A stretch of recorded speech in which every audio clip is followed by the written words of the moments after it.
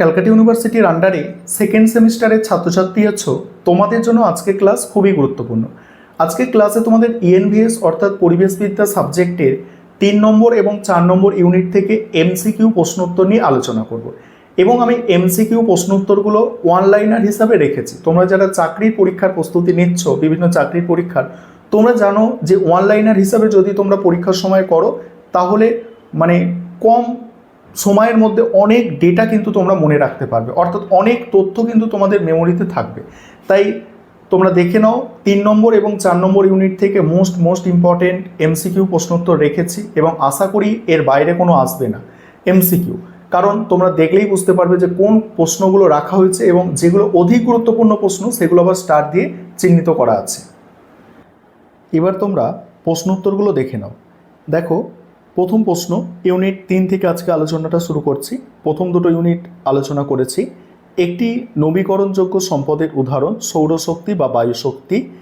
একটি অনবীকরণযোগ্য সম্পদের উদাহরণ যেটা ফুরিয়ে যায় এবং শেষ হয়ে গেলে, নিঃশেষিত হয়ে গেলে সেগুলো প্রকৃতিতে আপনা আপনি পূরণ হয় না, তাকে অনবীকরণযোগ্য শক্তি বলে। সেটা উদাহরণ কয়লা, পেট্রোলিয়াম এইগুলো। ভূমিক্ষয় রোধ করার সবচেয়ে ভালো উপায় হচ্ছে বনসৃজন বা গাছ লাগানো। মরুকরণের প্রধান কারণ যথেচ্ছভাবে গাছ কাটা এবং অতিরিক্ত পশুচারণ করা। পরের প্রশ্ন হচ্ছে বিষ্ণুই আন্দোলনের সাথে সাথে কে যুক্ত ছিলেন? অমৃতা দেবী। চিপকো আন্দোলন কোথায় হয়েছিল? উত্তরাখণ্ডের গাড়োয়াল অঞ্চলে। চিপকো আন্দোলনের সাথে যুক্ত একজন প্রধান নেতার নাম সুন্দরলাল বহুগুণা। সাইলেন্ট ভ্যালি আন্দোলনের তাৎপর্য কি? কেরালার ক্রান্তীয় বৃষ্টি অরণ্যকে জলবিদ্যুৎ প্রকল্পের হাত থেকে রক্ষা করা। তারপরে নর্মদা বাঁচাও আন্দোলনের নেতৃত্ব কে দিয়েছিলেন? মেধা পাটেকর। ভারতের একটি অন্তঃরাজ্য জলবিবাদের উদাহরণ কি? কাবেরী নদীর জলবন্টন বিবাদ। তারপরে দেখো, ভূগর্ভস্থ জল অতিরিক্ত উত্তোলনে একটি কুফল। জলে আর্সেনিক বা ফ্লুরাইড দূষণ বৃদ্ধি পায়। একটি অপ্রচলিত শক্তির উদাহরণ হচ্ছে জোয়ার ভাটার শক্তি বা ভূতাপ শক্তি। জীবাশ্ম জ্বালানি পোড়ানোর প্রধান পরিবেশগত প্রভাব কি? গ্রিনহাউস গ্যাস নির্গমন ও বিশ্ব উষ্ণায়ন। তারপরে সবুজ শক্তি বলতে কি বোঝায়? যে শক্তি উৎপাদনে কার্বন নির্গমন বা পরিবেশ দূষণ প্রায় হয় না। নেক্সট, প্রাকৃতিক সম্পদ হিসাব রক্ষণ কি? দেশের অর্থনৈতিক হিসাবের পাশাপাশি প্রাকৃতিক সম্পদের হ্রাস বৃদ্ধির পরিমাপ করা। এর মধ্যে কোনটি সর্বাধিক ঘটিত প্রাকৃতিক বিপর্যয়?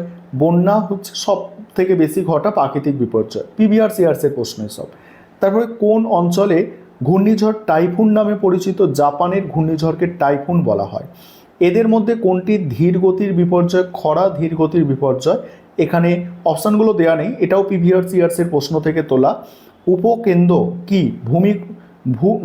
ভূগর্ভে ভূমিকম্পের উৎপত্তি স্থলের ঠিক ওপরে ভূপৃষ্ঠের যে বিন্দু তাকে উপকেন্দ্র বলা হয়।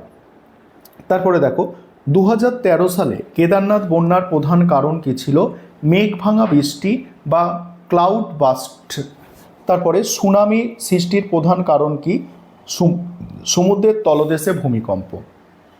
বন উজাড় হওয়ার একটি প্রধান কারণ কৃষিকাজ, নগরায়ন ও শিল্পায়ন। তারপরে বৃষ্টির জল সংরক্ষণের প্রধান উদ্দেশ্য ভূগর্ভস্থ জলের স্তর বৃদ্ধি করা। ভারতের নীল বিপ্লব কিসের সাথে যুক্ত? মৎস্য উৎপাদনের সাথে যুক্ত। ঝুম চাষ পরিবেশের কি ক্ষতি করে? অরণ্যকে ধ্বংস করে এবং ভূমিক্ষয় বৃদ্ধি করে। পরের প্রশ্ন আছে, খনিজ সম্পদ কি ধরনের সম্পদ? অনবীকরণযোগ্য সম্পদ। বিশ্বের বৃহত্তম সৌর বিদ্যুৎ পার্ক কোথায় অবস্থিত?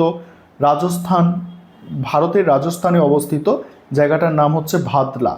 পরের প্রশ্ন, নদীর বাঁধ নির্মাণের একটি নেতিবাচক পরিবেশগত প্রভাব কি? জীববৈচিত্র্যের বিনাশ ও স্থানীয় মানুষের বাস্তুচ্যুতি। ভূমিকম্প কিভাবে সংগঠিত হয়?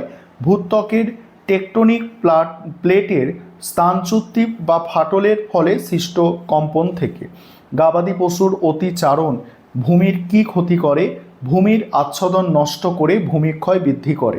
তারপরে হচ্ছে ইউনিট 4 থেকে দেখো, এখানে প্রথম প্রশ্ন হচ্ছে জীববৈচিত্র্য শব্দটি কে প্রথম ব্যবহার করেছে বা প্রচলন করেছে? দেখো ডব্লিউ.জি. রোজেন প্রথমে এটা মানে প্রচলন করেছে। জীববৈচিত্র্য কয়টি স্তর? 3টে, জিনগত, প্রজাতিগত আর হচ্ছে বাস্তুতান্ত্রিক।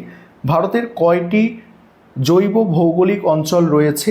10টা অঞ্চল রয়েছে মোট। বায়োডাইভার্সিটি হটস্পটের ধারণা কে দেন?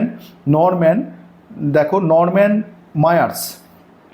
পরের প্রশ্ন, ভারতের দুটি বায়োডাইভার্সিটি হটস্পটের উদাহরণ? পশ্চিমঘাট পর্বতমালা এবং পূর্ব হিমালয়। এন্ডিমিজ বা এন্ডিমিক প্রজাতি বলতে কি বোঝায়? যে প্রজাতি পৃথিবীর একটি নির্দিষ্ট অঞ্চলে সীমাবদ্ধ থাকে। তারপরে বিশ্বজুড়ে মেগা ডাইভার্সিটি দেশ রয়েছে 17টি, এটার মধ্যে একটা হচ্ছে ভারত। তারপরে দেখো রামসার কনভেনশন কিসের সাথে যুক্ত? জলভূমি সংরক্ষণের সাথে যুক্ত। ভারতের বৃহত্তম রামসার সাইট কোনটি? সুন্দরবন। কোন বইতে বিপন্ন প্রজাতির প্রাণীদের তালিকা প্রকাশ করা হয়েছে? Red data book. ইনসিটু সংরক্ষণ কি? জীবের নিজস্ব প্রাকৃতিক পরিবেশ বা বাসস্থানের সংরক্ষণ করা। ইনসিটু সংরক্ষণের উদাহরণ হচ্ছে জাতীয় উদ্যান বা অভয় অরণ্য। তারপরে হচ্ছে এক্সিটু সংরক্ষণ কি? জীবের প্রাকৃতিক বাসস্থানের বাইরে কৃত্রিম পরিবেশে সংরক্ষণ করা। এক্সিটু সংরক্ষণের উদাহরণ হচ্ছে চিড়িয়াখানা, বটানিক্যাল গার্ডেন, এইগুলো হচ্ছে এক্সিটু সংরক্ষণের উদাহরণ। শিডিউল 1 পানি বলতে কি বোঝায়? বন্যপ্রাণীর সংরক্ষণ আইন অনুযায়ী যেসব বিপন্ন প্রাণীর সর্বোচ্চ আইনি সুরক্ষা দেওয়া হয়েছে। এটাও প্রিভিয়াস প্রশ্ন। তারপরে বলছে একটি শিডিউল 1 প্রাণীর উদাহরণ royal Bengal tiger. People biodiversity register কি? স্থানীয় মানুষের সহায়তায় জীববৈচিত্র্য ও চিরাচরিত জ্ঞানের নথিবদ্ধকরণ। বায়োপাইরেসি বলতে কি বোঝায়? কোনো দেশের দেশীয় জীবজ সম্পদ বা স্থানীয় জ্ঞানকে চুরি করে মানে পেটেন্ট নেওয়া। বায়ো প্রসপেক্টিং কি? বাণিজ্যিক উদ্দেশ্যে জীববৈচিত্র্য থেকে নতুন ঔষধ বা সম্পদ অনুসন্ধান করা। কাজিরাঙা জাতীয় উদ্যান কোন প্রাণীর জন্য বিখ্যাত? একশৃঙ্গ গন্ডার। জিম করবেট জাতীয় উদ্যান ভারতের কোথায় অবস্থিত? উত্তরাখণ্ড। পশ্চিমবঙ্গের একটি বায়োস্ফিয়ার রিজার্ভের নাম সুন্দরবন। জীববৈচিত্র্য ধ্বংসের প্রধান কারণ হচ্ছে বাসস্থানের বিনাশ। প্রজেক্ট টাইগার কোন সালে শুরু হয়েছে? 1973। ভারতের জীববৈচিত্র্য আইন কত সালে পাস হয়? 2002। তারপরে WWF এর লোগোতে কোন প্রাণীর ছবি আছে? জায়ান্ট পান্ডা। বাঘ রাজ্য ভারতের কোন রাজ্যকে বলা হয়? Madhya Pradesh. Silent valley national park কোথায় আছে? কেরালায় আছে। একটি অবলুপ্ত প্রাণীর নাম দেখো প্যাসেঞ্জার পিজিয়ন বা ডোডো। এই হচ্ছে আজকের ক্লাস এবং পরের ক্লাসে তোমাদের 5 নম্বর ইউনিট আলোচনা করব।